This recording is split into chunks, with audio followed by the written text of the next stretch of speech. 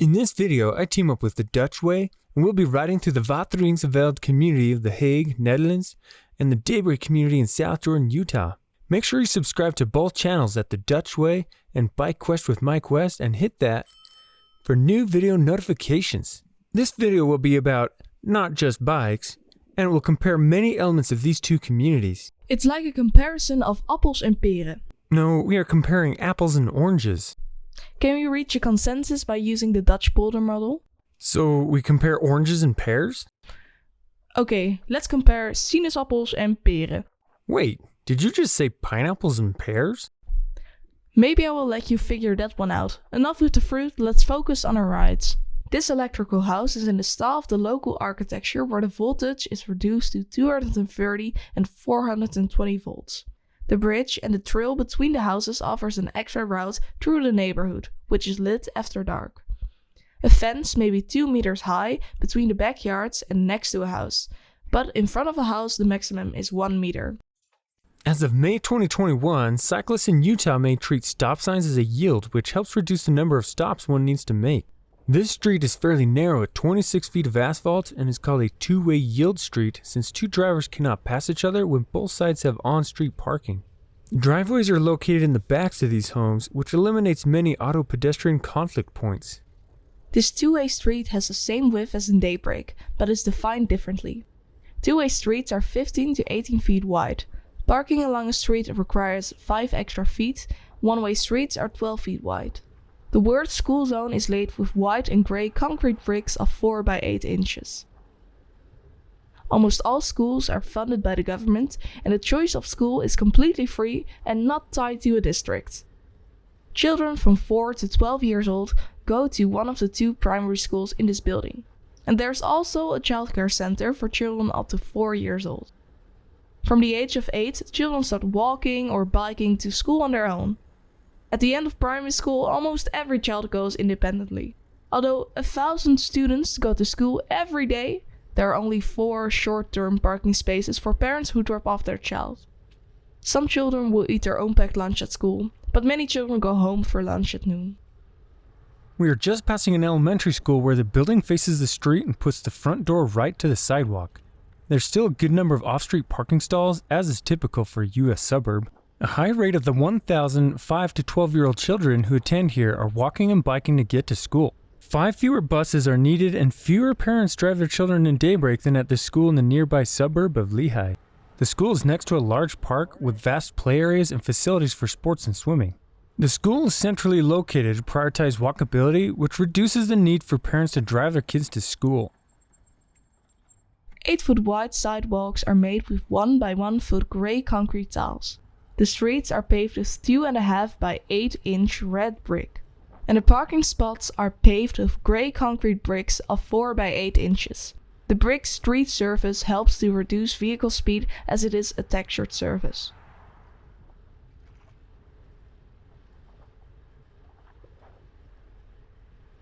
Within a 5-minute walk of your house, it is possible to recreate and play in a park. There are 36 playgrounds, swimming pools, public bathrooms, beaches, cycling courses, and many more amenities. A string of parks are connected throughout Daybreak. Paving materials of the trails differ from some places for aesthetic purposes, but the design is not intuitive to direct people where to go. A 3.25 mile paved trail completes a loop around Ochre Lake and crosses all streets with grade separation, so you never need to cross paths with a car. Trails typically run through greenways and interconnect parks, schools, shopping, restaurants, churches, and some employment. Time for a little trash talk. Here in Daybreak we have 2 bins. One to recycle plastic, paper, and cans, and one for waste that goes to the landfill. All for only $163 per year. A household of 3 or more people pays a waste tax of €385 per year. But most waste is recyclable and can be put out on the street in their own bins on collection day. Residual waste is incinerated in a Rotterdam plant. The heat and electricity is used for companies and households, and CO2 is used in the greenhouse to grow plants. The downside of waste incineration is the byproduct of toxic ash. Where do you put this? Housing demand in Utah has been strong since there are so many economic opportunities here. This leads to skyrocketing home prices. The houses you see in front of me here are worth around $1 million or more since they front the lake. Housing prices in the Netherlands are also skyrocketing, and there is little available. It has gotten to the point that people are protesting because the government won't help. This is one of the 9% of bicycle paths that are not lit after dark in The Hague. The trails in Daybreak are not typically lit with the exception of a few lighted bollards that still work. Wateringse Veld is connected to its neighbors with many cycling and walking paths and bridges. But the new development of Rijswijk across the canal is not yet connected to this site. These power equipment boxes are often an eyesore, but they make repairing and maintaining the system easier. Timber frame construction is the most common form of building houses in the US. It's a cheaper and easier way, and wood is a renewable resource, and it withstands earthquakes better than the unreinforced masonry houses built here until the late 1970s. Few Dutch homes are built in timber frame construction. Most houses are built with concrete and stone and use concrete foundation piles up to 50 feet deep due to the soft Dutch soil. This petting zoo is an old farm dating from the 16th century. Water is pumped 15 miles and 300 feet up in elevation from Utah Lake to Oker Lake. The lake serves as a reservoir, and the water is used by the Homeowners Association to water the common spaces and parks. Daybreak is connected to the public water system that feeds culinary water to homes, fire hydrants, but also very wasteful landscape sprinkler systems. Other places in Utah have a culinary water system and a separate pressurized irrigation system with less clean water that supplies sprinkler systems and fire hydrants. This park is called Nature Theater and is part of a larger ecological zone between several cities and the sea. The layout of parks and banks support flora and fauna deep into the neighborhood. Peat was excavated and dried for centuries in the Netherlands to be used as home fuel in nearby towns. This process created a large lake here. This lake was drained 170 years ago and used as pasture until 1995. We are now 11 feet or 3.4 meters below sea level. In the event of a flood, houses will be submerged. The streets have a convex profile so that rainwater ends up in the storm drains if it's not absorbed into the subsoil under the pavement. This rainwater and that which falls on the houses is discharged via a separate sewerage system to the surface water. The excess surface water is drained via pumping stations to a higher channel and then to the sea. The wastewater system is connected via pumping stations to a nearby water treatment plant that serves the entire region. River water from 40 miles inland is used as drinking water, which, pre-treated in the dunes, slowly sinks into aquifers. This groundwater is pumped up and further purified for use as culinary water. Stormwater from the streets flows into the detention basins, which ultimately end up in the lake. Some water infiltrates the sewer system through the manhole covers in the road, but is typically designed to run into a separate stormwater system. Utah recently required cities to design stormwater systems that infiltrate on-site so that it can better clean and recharge your underground aquifers rather than channeling it directly into lakes, streams, or rivers. Floods can happen in Utah, and if houses are too close to a river, they can be washed away. Of the 182 observed available public and private parking spaces in this area, 77 are occupied by cars. Our hypothesis is that 40% of the cars in Wateringse Veld are not used for commuting. People living in the car-free courtyards behind the row houses can park here. Every townhome and detached home has a garage in Daybreak. Multifamily housing units have 1 to 2.5 parking spaces. On-street parking is common for guests and because people tend to use their garages for storage. True freedom of mobility means no car dependency. People can leave their car at home and take the bicycle or public transport. Here we are crossing a tramway. In Wateringse Veld, the maximum walking or cycling distance to a tram or bus stop is half a mile or 800 meters. The city center of Rijswijk, The Hague, and 4 railway stations can be reached with 2 tram lines. 2 bus lines connect many cities, train stations, and 2 hospitals. Trams and buses run at least 2 to 7 times per hour during rush hour. I'm approaching the track's light rail line, which has 2 stops within Daybreak. These trains come every 15 minutes and connect to downtown Salt Lake, the university, the airport, and transfers to Frontrunner. No bus options are available in Daybreak, and traveling to Utah County using public transport is inconvenient. The 30-kilometer zones are marked by brick streets. Now we enter a 50-kilometer zone with asphalt pavement. Across the street is a shopping center with an underground parking garage for 100 cars and apartments above the ground floor of shops, restaurants and 3 grocery stores. It is part of one of the 2 centrally located urban neighborhoods with shops and amenities. There are also 6 lower density residual areas in Wateringse Veld. The neighborhoods were developed one by one over a period of 25 years and work is still in progress. By bike or on foot you can choose many routes. By car you will usually have to make a detour. The Hague has more than 500 playgrounds, of which 70 are in Wateringse Veld. Young, old or disabled, you will find a playground nearby. These one-way bike paths here are less safe since they were built up to the curb and it is difficult for 2 people to ride side by side. There are sharp turns at the intersections where you have to be careful not to crash and slide into the road. Now we are leaving Wateringse Veld. To reach the Verschoor Painting Company in the municipality of Westland by car from the house we just passed, you have to drive 2.2 miles or 3.5 kilometers. By bike or on foot it is only 350 feet or 110 meters. Resistance is futile. Bike. Driving in the Netherlands is often pointless. Here I am approaching the Mountain View corridor. The trail crosses this high-speed highway at grade, which is less safe and inconvenient since I have to wait at the traffic lights. What you see is just the outer frontage roads which currently carry 33,000 vehicles a day. It is planned to have a future freeway in the middle and is projected to carry around 150,000 cars a day.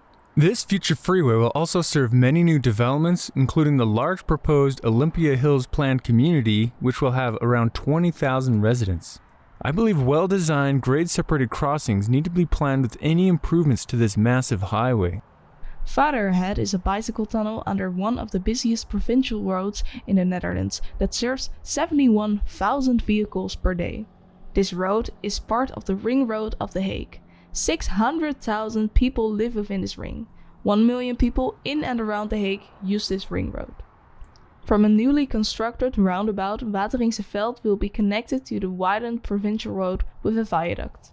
Since Daybreak has 2 light rail stations, fewer commuters drive alone when compared to other South Jordan residents. There are few opportunities to walk or bike to work since the community is surrounded by urban sprawl and auto-centric transportation infrastructure. There are 577 cars per 1,000 driving-age residents in Wateringse Veld and 877 in Utah. Although Utahns have only 50% more cars, they are used 3 times as much as in the Netherlands. Dutch people are less dependent on their cars and don't need to use them for most trips. As I pull up to the second signal, this is where it's evident that cars are prioritized in the signal phasing. As I look around, there are 0 cars coming in the left turn lane, but the vehicle left turn arrow is green anyway and skips the green for a bike signal. There's no wonder so many people drive. The system continues to make it the more safe and comfortable way to get around. This intersection often requires bikes to have to wait through 2 signal phase cycles to get through, which makes someone wait twice as long than if they were driving. Often people walking or biking will run the red light because it is too long to let them cross, which is dangerous. Daybreak and Wateringse Veld are both suburban communities designed in a new urbanist style to be more compact, with alternative options for transportation and with a broad mix of housing types. New urbanism includes a traditional neighborhood structure with a high-density center transitioning to lower densities with defined edges. The center includes quality public spaces and is located within a 10-minute walk of many uses and housing densities. Similar are the walkable, cyclable schools, parks, water features, playgrounds, sporting facilities, and services. However, Wateringse Veld has no religious buildings and Daybreak doesn't have that many shops and restaurants. Multifunctional buildings with housing, shops and services, and parking garages are quite normal in Wateringse Veld, while this has not yet happened in Daybreak. Daybreak lacks good public transport except for 2 light rail stations that only allow for northbound travel. Wateringse Veld has trams, buses, and close access to a rail station. Daybreak was primarily designed for walkability, but it is bike accommodating. Wateringse Veld has protected bike lanes and connected bike paths that prioritize the directness of cycling and make driving more circuitous. Although Daybreak is less car dependent than many parts of the US, it still falls short compared to Wateringse Veld. Wateringse Veld looked like this before 1995. Greenhouses and meadows. The scarce, undeveloped area between The Hague, Delft, Rotterdam and Maassluis is an agricultural landscape and has an important recreational function for the surrounding cities. Mike is still waiting at the traffic lights, so I have time to make a small detour and buy 10 white roses. I put €3 in the mailbox. It is so sad for me that they can literally stop and smell the roses all while I wait at this highway crossing. The trail that I am about to turn onto is 12 feet wide and better accommodates pedestrians and cyclists than the narrower trails within Daybreak. The road that runs along the side of this trail includes an on-street bike lane, which I think is dangerous since it serves as a clear area for high-speed traffic. A direct connection to the shopping center helps provide a more direct route for people walking and biking, and eliminates the need to ride through a heavily trafficked vehicle access. Many people cycle a recreational trip on their bicycle every day. This is a recreational hub for cyclists, walkers, inline skaters, canoeists and motorboats. There is free parking, a water tap, tourist information, charging points for electric bicycles, a restaurant and a boat rental. For cyclists there is a numbered node cycle network wayfinding system, the so-called fietsknooppuntennetwerk. Each intersection or node is given a number, and the numbers are signposted, so the cyclist always knows which way to go to get to the next node. In this way it is possible to cycle from the northern tip of France to the most northern part of Denmark. Walkers and inline skaters also have their own nodes and can map out their own route. There's also a network of nodes if you sail or skate in the winter. Canoes have green signs, sloops have blue signs, small cabin boats have brown signs. The subdivision into 3 categories has to do with, among other things, the minimum required bridge heights. This commercial development is similar to what is in Wateringse Veld. There's only one entrance off the main road and the commercial buildings block the road noise from the nearby neighborhoods. This shopping center has hundreds of parking spaces for cars and only 8 places for bicycles at the grocery store. The Zwet, which is 16 inches or 40 centimeters below the average sea level, carries the water that is pumped out of the polders. At the end of this canal is the Maasland Vladsurge, where the water is pumped out to the river that is at sea level. Strong winds and heavy rainfall led in 1998 to flooding in this area. Many greenhouses and homes were flooded. Since then, additional safeguards have been put into place to prevent future flooding. This recreation area and ecological zone was built in 2014 to compensate for the construction of the provincial road in 1998. Also, there are several drive-through businesses, which makes it a car-centric destination. There are a couple of problems with these one-way buffer bike lanes on a multi-lane high-speed road. First, the lack of protection allows cars to park in them and use them as right turn lanes. Second, access to these bike lanes from the opposite side of the road is dangerous as someone needs to cross all 5 lanes of traffic. A road like this should have 2-way bike paths behind the curb on both sides. Access to McDonald's from the bike lane can only be achieved by using the sidewalk or by using the vehicle entrance, which is not comfortable. You have to walk to the gas station or McDonald's since the provincial road is only for motorized traffic. These sidewalks really weren't intended or designed for bikes. This ramp was needed since the site was graded at a slightly higher elevation, likely to create a flat pad for the building and drive-through. I finally made it. There is no bike parking here though, so I just park in a car spot. This ride shows us there are many similarities and differences between Daybreak and Wateringse Veld. Wateringse Veld has livable neighborhoods, many businesses and services within walking and biking distance, many transit connections for both localized travel and connectivity to the regional network, a well-connected network of bike paths and traffic-calm streets, impactful highways circulate around the community and neighboring communities, and there is a clear transition in the land use transects from urban to rural. It is more common to see a full range of transects in Dutch communities. Daybreak has some of the most livable neighborhoods and open spaces in suburban America. Not all transects are present as the community has little rural area left nearby and an urban core that has not yet been developed. However, new urbanist communities like Daybreak do better than typical auto-centric American suburbs. The benefits of a more human-centric design are clear, including the increased level of independence of our youth, older generations, and those with disabilities. However, the most critical shortfallings of Daybreak are the lack of shopping and services within walking distance, limited transit connectivity, lack of safe bike-specific infrastructure along busy stroads, and how the Mountain View corridor cuts through the community and creates a barrier. Criss-cut by numerous major highways and dangerous roads, Daybreak seems like an oasis surrounded by auto-centric sprawl and shopping centers. No wonder that a lot of localized travel has to be done by car instead of active modes. In the end, even a simple trip to McDonald's must be done on a stroad. But don't we all know that McDonald's are attracted to the stench of stroads? Just like a fly on dung.